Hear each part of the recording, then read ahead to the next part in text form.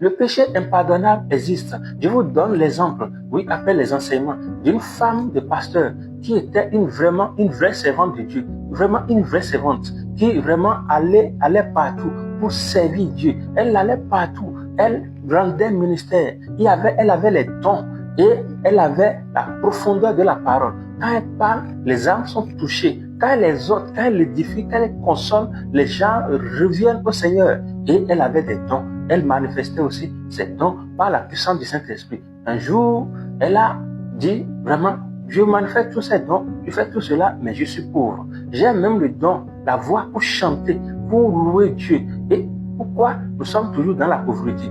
Le diable l'a trompée et elle a été séduite. Elle est allée voir son mari pour dire, je veux aller voir mes parents.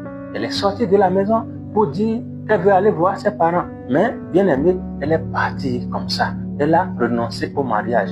Et une fois qu'elle est partie, elle a commencé par vivre sa vie. Elle a commencé par chanter dans les bars, dans les restaurants, dans les hôtels. Et là, qu'est-ce qui s'est passé? Les gens ont commencé par lui donner de l'argent. Elle a commencé par avoir beaucoup de popularité. Et c'est comme ça qu'elle est devenue riche. Elle s'est mariée à une autre personne. Et le Saint-Esprit révèle aux gens de l'église de venir la voir pour lui dire de revenir. Le Saint-Esprit la sent toujours parce qu'il est patient.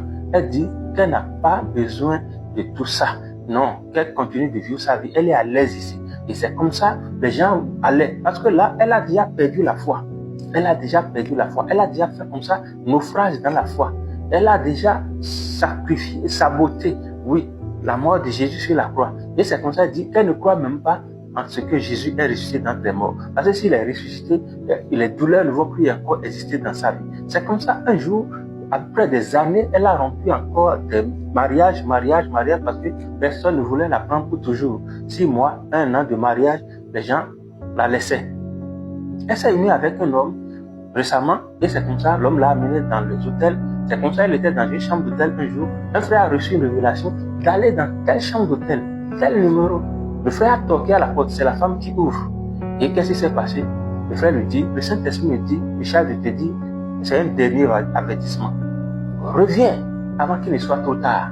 Le Saint-Esprit dit, c'est le dernier avertissement. Reviens, ton mari t'attend, tes enfants t'attendent, l'église t'attend, reviens.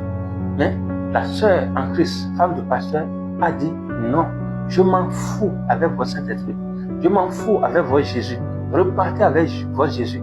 Je n'ai pas besoin de votre Esprit Saint. Là, elle a confessé de sa bouche qu'elle ne veut plus de cet esprit.